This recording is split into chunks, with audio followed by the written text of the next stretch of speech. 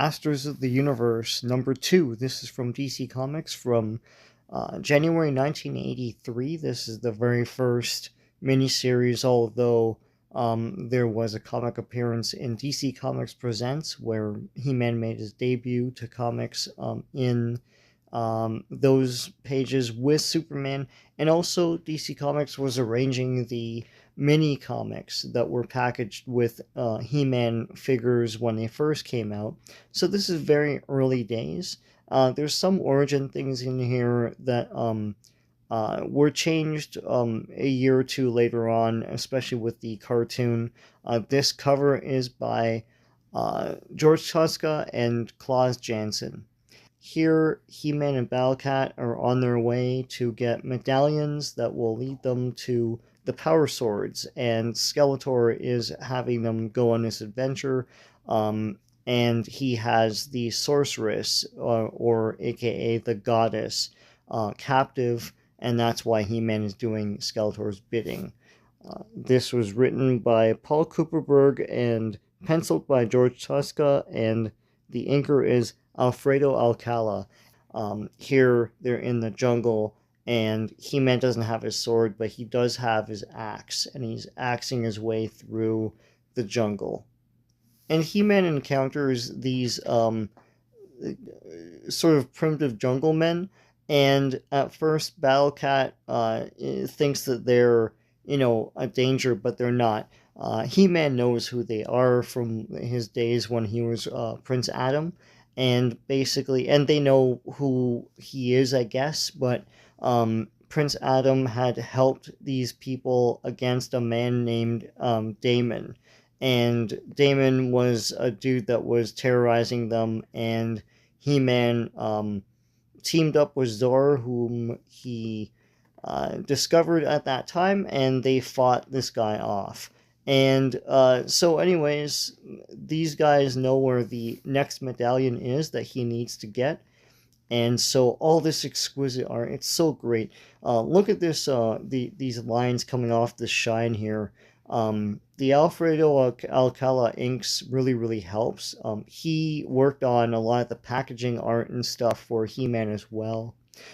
So demons attack He-Man, and He-Man fights them with the help of all these dudes here, and they're like, you know what, we'll handle these guys, you go get the medallion, right? So then He-Man goes off and tries to get the medallion to end his quest. There are 3 medallions. He already has one from Stratos. He needs this one, and Man-at-Arms, Teela, and Stratos are going after the next one. And here they are. This is awesome. This nighttime shot with the Wind Raider and the waves of this ocean, so great. They have been granted an enchantment where they can actually breathe underwater. And so they can only do it for 1 hour. And they have to go into Merman's territory to get the next medallion. And so they dive in and discover this temple. But of course, Merman is there to guard the temple.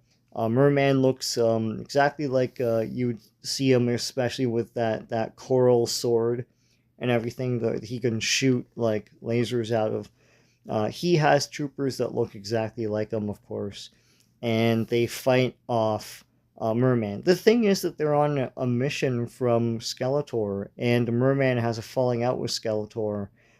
So he's fighting these guys off, and there's all these creatures and like guys riding like creatures and everything. They're fighting all these guys off. And in the meantime, they're running out of air, and Skeletor comes and says, like, listen, they're on a mission from me. Skeletor looks especially menacing here. Pretty cool stuff, as penciled and inked here. He looks great. He's not goofy at all in these early comics. And so Skeletor disappears because these guys are like, you know what, we don't want to actually work for you. We're just doing this because you've captured the sorceress. So they're running out of air, and it looks hopeless. It looks like they probably won't get this medallion. And all of a sudden, Stratos does get the medallion, and they're all whisked away into this other dimension. And everyone is floating around this dimension. They have all of the medallions and everything. And so what's going on? And they don't know why demons are thwarting them and stuff, because Skeletor has put them on his mission, so there must be another villain somewhere. So the heroes, while floating in this dimension, are confronted by more demons that they have to fight. And so they fight all these guys off one by one by one. There's all sorts of cool creatures here that they fight. Teela is depicted weird here. The goddess is actually the Teela action figure design. And so here Teela is like another goddess, I guess.